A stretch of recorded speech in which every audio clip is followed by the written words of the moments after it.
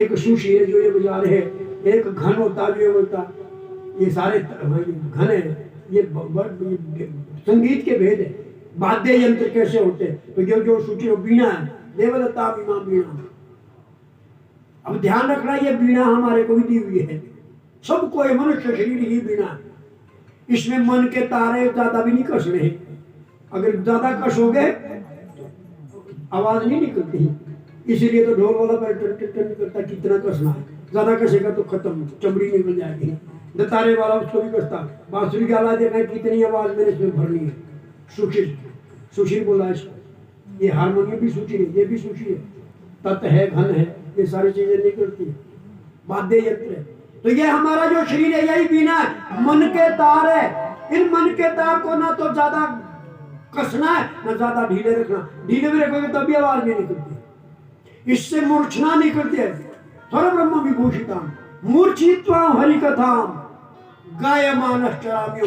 इसलिए ये मन के तार को हिलाते रहो, नाम लेते रहो। ये जो शरीर रूपी बीना है उस परमात्मा ने ये कहना है भगवान, इससे अगर निकले तो ऐसा स्वर निकले मैं आपके चरणों का दास बनूं। जैसा नारद ने कहा कि देवदत्ता इमाम बीना, देवताओं ने ये बीना दी है, इससे ब्रह्म स्वर निकले। तो गायमानश्चराम्यो, सारे संसार में मैं गायमान गाता हुआ चलता हूं। हमेशा अंदर से एक संगीत निकल रहा है हमारे अंदर, अनहद नाद। आपने ऐसे भी सुना जरा यूं करके कान उधर को लगाना, जब ढम ढम के बात आ रही है अंदर से, बड़ी मधुर होती है उसमें। रमना जरा परमाणु छोड़ो की पॉलिटिशियन बढ़ गई, ये बाप यार मोरगो कोई नहीं मरता। ये चिट्ठी के जिस दिन मरना उस दिन तो पता नहीं क्या मरना है, और लोग बड़ा वो बहुत होते लोग सलाह देंगे आपको। तो एक अनहद नाद बोला गया, बिना बजाने से बज रहा है, अंदर भी बज रहा है हमारी। कभी करना ध्यान देना, जाना उसमें ये अंदर बज रहे हैं, नगाड़े बज रहे, ढोल बज रहे। तो ये इसलिए जो शरीर है यही बीना है, इससे ऐसा ब्रह्म का स्वर निकले कि परमात्मा की कृपा के। नारद ने महाराज व्यास के पास अपने पूर्वजन्म का वृत्तांत सुनाया और कहा कि आप ऐसे ग्रंथ की रचना करो जिस ग्रंथ की रचना में भगवान की लीलाओं का वर्णन, मधुर मधुर लीलाओं का वर्णन किया गया हो, और उन्होंने जो माया मनुष्य बनकर के संसार में लीला करी है ऐसा करें। नारद जी वहां से चले जाते हैं। ये सत्संग से बहुत कुछ निकलता है, जब हम सत्संग में प्रवेश करते हैं तो बहुत कुछ उसमें निकलता है। अब नारद जी के कथनानुसार व्यास जी ने आरंभ कथा की लिखनी, ये भागवत की। अब ऐसे तो महाभारत के विषय में प्रश्न है, महात्मा कहते बोलो जब करना था पहले गणपति का ध्यान किया। कोई भी काम करना होता है सबसे पहले गणपति जी, क्योंकि विघ्नों के देवता विघ्नों को दूर करते हैं। उनको पुकारा, गणपति जी है। बोलो महाराज नारद जी बोलो क्या क्या किस लिए पुकारा? बोलो मैंने एक ग्रंथ बनाना है, प्लीज आप जो है उसके क्या बोलो स्टेनोग्राफर है, मैं लिखाऊंगा आप लिखेंगे। गणपति ने कहा बिल्कुल ठीक है, पर एक बात है आपने रुकना नहीं, बीच में लगातार लिखाना। व्यास जी ने कहा बिल्कुल ठीक बात है, पर एक बात जो मैं लिखाऊंगा उसका अर्थ भी आपको आना चाहिए। बिना मीनिंग के अगर आप लिखोगे तो गलत। बोलो मंजूर। अब व्यास जी लगे लिखाने, नारद जी ने महाराज गणपति जी लगे लिखने। ऐसा कहते हैं जब 1000 श्लोक पूरा होता था तो बीच में व्यास जी ऐसा श्लोक डाल देते थे जिसके कई अर्थ होते थे। गणपति उसमें विचार करते थे, नारद जी उतने में अपना व्यास जी अपना नित्य कृत्य कर लेते थे। तो महाराज लिखने वाले महाभारत को भी वही है, व्यास जी के वचनों को निबद्ध करने वाले गणपति जी, क्योंकि गणपति कौन है? शरीर, देवता तो है ही ना गणपति। बोलो गणपति महाराज की जय। गण इंद्रियों को भी बोलते हैं, आप रोज बोलते इदगम हवि प्रजननम में अस्तु दशवीरगम सर्वगणगम सत्य। वीर इंद्रियों को बोलते दशवीर, 5 ज्ञान इंद्रिया, 5 कर्म इंद्रिया। इन गणों की सृष्टि के लिए दशवीरगम सर्वगणगम सत्य, सारी कल्याण सभी क्योंकि वहां पर आप प्रार्थना करता व्यक्ति। तो गणपति पहला शरीर स्थूल है। हम जब ध्यान करते यानी पूजा करते तो यहाँ पर हिंदू मैथोलॉजी में सनातन धर्म में स्थूल से सूक्ष्म की ओर जाना है, और जब इसका सृष्टि का ज्ञान है तो सूक्ष्म से स्थूल को आते हैं। पहले आकाश, आकाश से वायु, वायु से अग्नि, अग्नि से जल, जल से पृथ्वी, ये स्थूल की ओर आए। और जब उसमें जाना हो और जब लीन होता है तो ये पृथ्वी जल में जाती है, जल अग्नि में, अग्नि वायु में, वायु आकाश में, आकाश उस परम ब्रह्म में लीन हो जाता है। तो गणपति यहाँ पर ये हमारा जो शरीर है यही गणपति है। गणेंद्रियां होती है, पहले ये अच्छी होनी चाहिए तब लिखेगी, उसमें सत प्रेरणा होनी चाहिए, तो वो लिखना प्रारंभ किया है। और अब यहाँ पर जब कहने लगे तो महाराज एक दिन के बाद जब ये महाभारत युद्ध हुआ, कृष्ण भगवान ने पांडवों का साथ दिया और बड़े बड़े महारथी मारे गए।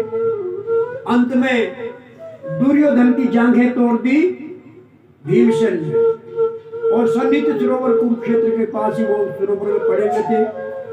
और अश्वत्थामा दुर्योधन के पास जाते हैं और कहा कि महाराज अभी तक कहते हार नहीं मानेंगे हम, मैं भी क्योंकि वो भी तो एक वो था, सेना नायक था, जनरल था,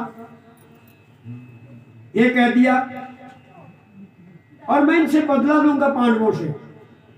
ये दुर्योधन के पास अश्वत्थामा जो गुरु द्रोणाचार्य के बेटे थे उन्होंने कह दिया।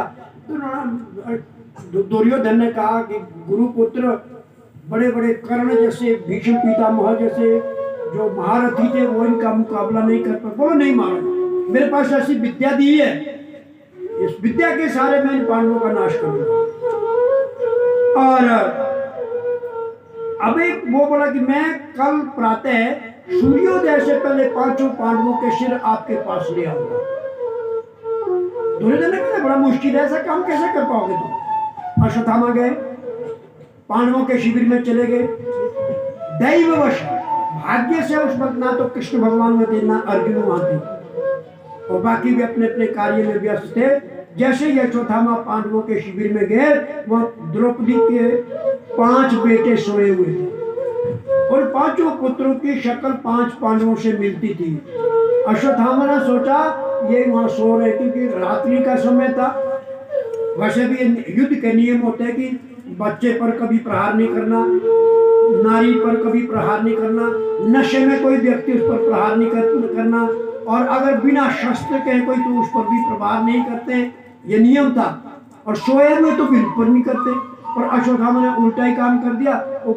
द्रौपदी माता के जो 5 बेटे थे, पांचों के सिर घर से अलग कर दिए और अपने एक चादर में बांध करके दुर्योधन के पास चला गया। अब जब वहां पर गए, दुर्योधन अभी रात थी बहुत रही है। दुर्योधन ने कहा गुरुपुत्र आ गए आप, हमारा आ गया। बोलो कहाँ क्या क्या, बोलो जी कर दिया मैंने अपनी प्रतिज्ञा पूरी, 5 पांडवों के सिर लाया। दुर्योधन ने बोला इतना जल्दी, हजारों हाथियों का बोले एक भीमसेन में, अर्जुन को कोई छू नहीं सकता, ऐसे अपने मुंडकी तेरे सामने ला ली उन्होंने, गलत बात बोल रहा ला। बोलो तो दुर्योधन का भीमसेन से ज्यादा रहता था। बोलो भीमसेन का सिर लिया जरा। जैसे वो भीमसेन का जिस बच्चे की शक्ल मिलती थी वो सिर खा, दुर्योधन ने जीव और सिर जीव पकड़ा, पिचक गया जैसा आम पिचकता है। दुर्योधन ने बोला हो गुरुपुत्र बड़ा अन्याय कर दिया, ये तो बच्चे मार दिए तेने, हमारे कुल में कोई पिंड देने वाला नहीं रहा हमारे लिए, ये तो बहुत गलत काम कर दिया। ये कोई ये वो नहीं है, तो बच्चे द्रौपदी के बेटे थे 5 करते, ये क्यों हो गया और वध कर दिया। अब उसी समय माता तो हलचल मच गई, पता लगा कि ऐसा हो गया। माता द्रौपदी उठी, हाहाकार होने लगा, और जब हाहाकार होने लगा तो उसी समय कृष्ण भगवान और अर्जुन पहुंच जाते हैं। भगवान ने देखा कि तो द्रौपदी को देखा, द्रौपदी कृष्ण भगवान की रोती है। 5 बेटे जिसके ये चले गए, उस मानसू पर क्या बीतती होगी। अब भगवान कृष्ण ने ध्यान लगा कि हो ये तो अश्वत्थामा ने ये कर्म किया, और अर्जुन ने प्रतिज्ञा ले ली कि जब तक उस दुष्ट के लहू से मैं पांचाली के बाल नहीं संवारूंगा तब तक मैंने कहते आराम नहीं करूंगा। अब भगवान कृष्ण का ये तो उसका काम